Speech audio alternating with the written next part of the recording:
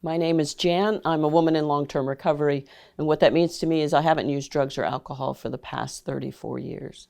Doing so has allowed me to serve as the executive director of SpiritWorks Foundation, which is a recovery community organization here in Virginia. I'm also an ordained deacon in the Episcopal Church, and I am thrilled this afternoon to be able to sit down with Shauntelle. Thank you for joining me this afternoon and taking your time to be able to talk with me a little bit about yourself, about the work that you do, and about your hopes and dreams for the recovery community, for ways that we can better provide peer recovery support services for all people. Awesome. Yeah, thank you for having me. For sure. So tell us a little bit about you. Tell me about you. So my name is Shauntelle. I use she, her pronouns, and that's important for me. To share every time I talk about myself, but also make it so that other people feel safe and comfortable sharing that, so people know who they are and know their identity.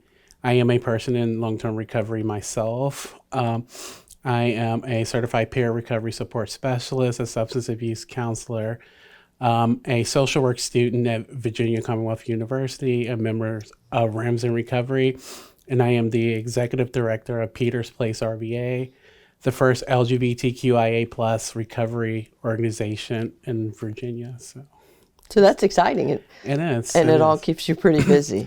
It keeps me very, very busy. When you were in school and part of RAMS in Recovery, how, as a Black student, as a Black person in recovery, as a person, transgender, talk some about that. We have to acknowledge that these systems that are put in place, recovery systems, but also like education systems, they're built in ways that are not set up to support these individuals. They're not built to help these individuals thrive. So when you step into these spaces, you're just thrown in there and you have to figure out how to navigate these systems on your own. You have to make it work for you. You have to figure out everything for yourself because nothing is set in place to help you. I feel like, if I don't continue to push forward and stand tall and be loud, that I will fail the people who come behind me. And I show up because I don't want other people with the same identities that I have to have to go through the same stuff that I went through just to quote unquote be successful in the world. Mm-hmm. Still dealing with homophobia stuff, transphobia and stuff, because it's everywhere. Mm-hmm. Even in recovery spaces, no matter what space you're in, and it's going to be there and people are going to be there and people have their beliefs and things like that. So put your energy into the people who truly care for you and support you. And that's what helped me, that I started just putting all my energy into these people that supported me, these people that were here, these people that were my friends. And that also helped me with my recovery because I was able to I was having trouble, if I was having problems or anything, I could reach out with these people. If I needed help with a class assignment or anything like that, that I had this network of people in recovery, but who are also students and going through the same thing that I was going through, that we can work through this stuff together. But with building those connections with those individuals, that I could get that support from them outside of the physical space. Sure. I can text them, I can call them, we do Zoom meetings and stuff with each other just to catch up because of COVID and things like that. Because isolation is one of the things that people have really talked a lot about, the physical isolation, and then combine that with, identity isolations, be it a person in recovery, be it a person of color, be it a person of trans identity. So there's a lot that could make you decide, I'm not doing this anymore. And there sounds like there's even more that says, I'm going to keep doing this. Right. For me, recovery is life or death, right? And if the system is not working for me and I'm not getting the support that I need to tell someone that this is not working for me. I need you to be able to offer me support, but not only me, but the person who comes behind me, mm-hmm. who might be more vulnerable than I am, who might not be able to tough through it and just find little nuggets of positive things in it, who might walk into a space and be like, I can't do this. This is too much for me. I much rather be out here doing this where I feel a lot more safe. Mm-hmm. So for me, it was I didn't have the privilege to be quiet because as long as I be quiet in these spaces, that I was just going to sit in harmful spaces that were not safe for me, that were uncomfortable, and people were causing me harm and not doing or saying anything about it, but also watching other people get harmed. You're right. You're right. And that's why things hadn't changed for quite some time. So thank you for being that person who was willing to step up and say a thing even though it wasn't comfortable to hear. Yeah. So in terms of like peer recovery work, could you see a specialty area, right? So there's areas and there's peers who do forensic work. There's peers who do, kind of the mental health direction. There's peers now who are going into the jails and prisons. Could you see a role or for, peers who are going to work with other young people, old people, whomever people? Yeah, I think, first of all, that a lot of peers need a lot more education. And when it comes to that like when you think about the education that they receive and some don't receive, that like everyone can't work with every community because this could be harmful and hurtful. So there needs to be some type of focus on specialized training. And it sounds like that in part is why you created Peter's Place. Yeah. And is there a house manager? Are you that too? I'm that sometimes. I'm the house manager sometimes. Sometimes I have to step in, which they don't like. So I do that. They understand that like there's a structure to life and to being successful. So my goal with them is to show them like how to live life, right?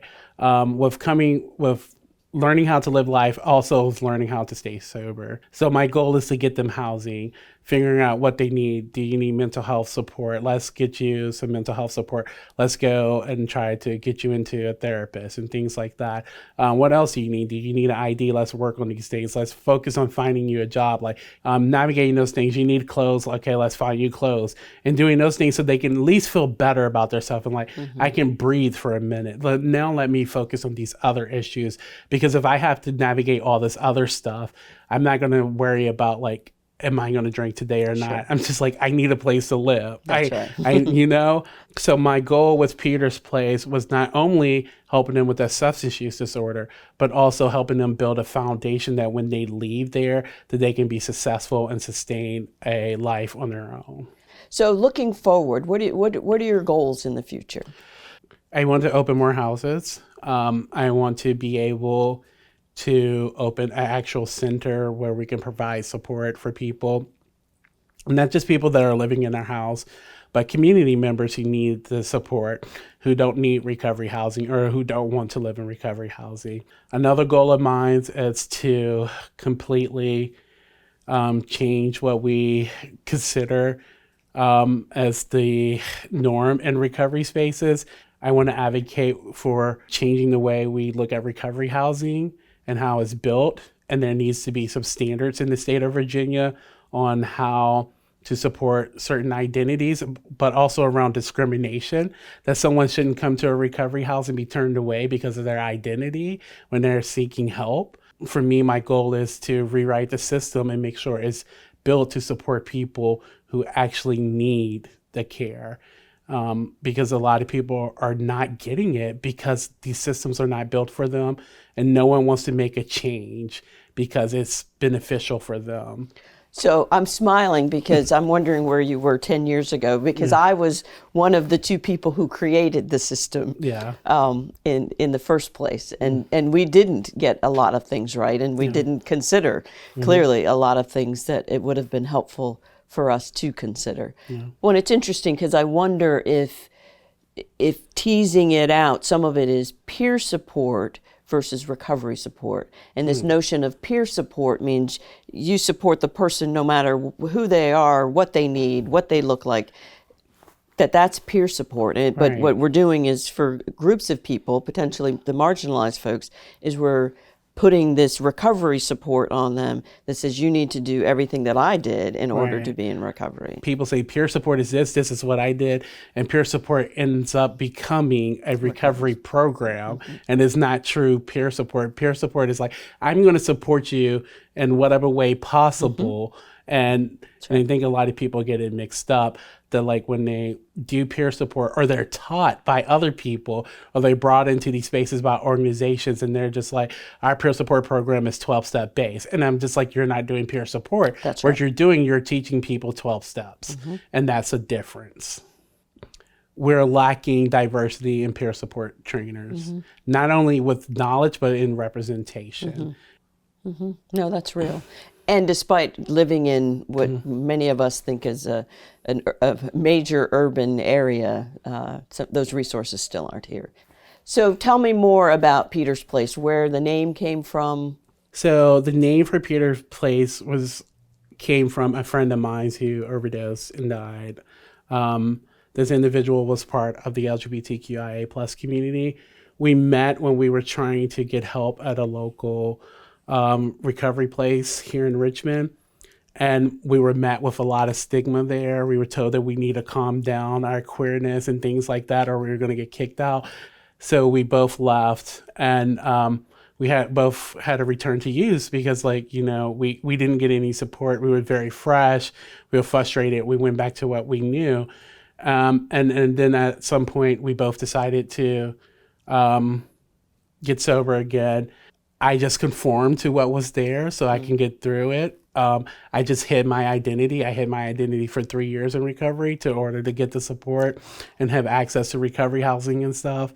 And this individual chose not to. He had nowhere to go, so he went back to exactly what he knew, the community that he knew that accept him. And then the night that he left detox, he overdosed and died. So I named the place after him as just to keep his memory alive, but also to say that like the recovery community failed him, and we would no longer fail people who are trying to access support. Thank you. And of course, thank you for what you're doing. And, you know, I wish it weren't so hard. You know, anything that I can do because you merit being those places. Yeah. I mean, the things that you know, the things that you've said are things that need to be heard. And not just heard and acknowledged, we really need to do something about them. Yeah. So I thank you from the bottom of my heart for being courageous and coming and having this conversation and for doing the work that you're doing. You're definitely filling a gap. And we don't need these kinds of gaps. We need to be people in recovery and, you know, peers for real, not just, you know, for the privileged, frankly, when it all comes down to it. Yeah. So thank you. Yeah. So thank you.